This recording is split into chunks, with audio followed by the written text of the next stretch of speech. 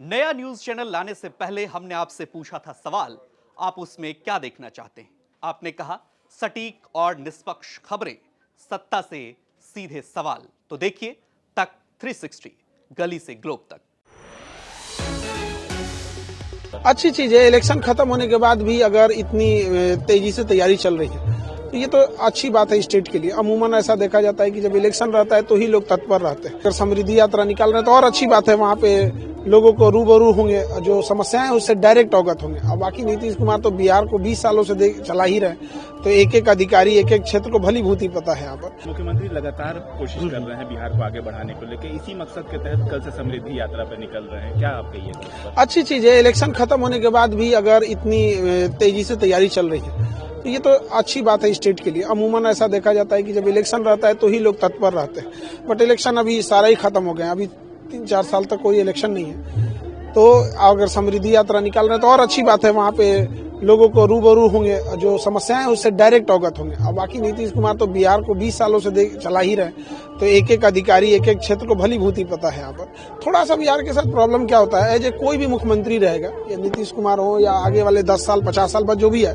उसे एक समस्या ज्यादा फेस करना पड़ेगा कि हमारा टोटल बजट का 18 से 20% ही कैपिटल एक्सपेंडिचर के लिए बचता है। बाकी ज्यादा चीजें रेवेन्यू एक्सपेंडिचर और फिक्स कॉस्ट पे चला जाता है। तो बजट जब छोटा हो जाता है और उस बजट का एक फिक्स हिस्सा है कि आपको ये सैलरी में, ये योजनाओं में चला ही जाएगा, तो इंफ्रास्ट्रक्चर के लिए थोड़ा सा बजट जब कम हो जाता है तो इसके लिए थोड़ा सा सेंट्रल गवर्नमेंट को और अलाइन होकर बेहतर ढंग से थोड़ा बजट देना चाहिए। जैसे सेंट्रल यूनिवर्सिटीज कुछ हो जाए, कुछ सेंट्रल स्कीम के तहत, जैसे एक्सप्रेसवे, जैसे आप देखिए दिल्ली मुंबई हो गया तो राजस्थान से गुजर जाता है, तो ये सब चीजें थोड़ा सा आता है। और छोटा बजट होने के वजह से और इंडस्ट्रियलाइजेशन नहीं होता है तो लोग सेल्फ डिपेंडेंट थोड़ा कम हो जाते हैं, क्योंकि रोजगार का अवसर सीमित हो जाता है। वही अगर देखेंगे एनसीआर, गाजियाबाद और ये सब एरिया वाला या गुजरात वाला, तो वहाँ पे क्या है कि इंडस्ट्रियलाइजेशन ज्यादा है, तो बहुत सारे लोग प्राइवेट सेक्टर और छोटे बड़े हर काम में लगे रहते हैं, तो गवर्नमेंट पे ज्यादा डिपेंडेंसी कम हो जाती है। और यहाँ पे क्या है तो डिपेंडेंसी ज्यादा हो जाती है, इसके उस पे से बजट भी छोटा है तो थोड़ा केओस हो जाता है।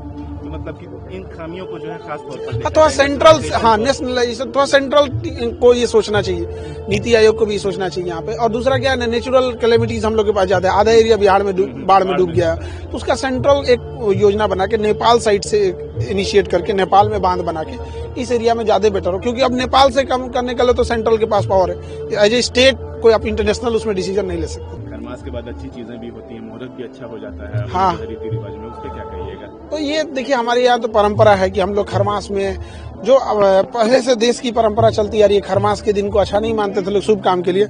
अब मकर संक्रांति के बाद चीजों को अब नए काम में, शुभ काम में हाथ लगाया जाता है, तो सारे लोगों को नए काम, शुभ काम में भी हाथ लगाते रहना चाहिए। हम लोग भी बहुत सारी चीजें खरमास की वजह से रोके हुए थे। अब चूंकि जो परंपराएं रहती हैं तो उसके हिसाब से भी चलना चाहिए। बचपन से जो चीजें देखते आए हैं, हाँ खरमास में ये नहीं करना है, खरमास के बाद करना है, तो वो चीजें आदत सी बन जाती है।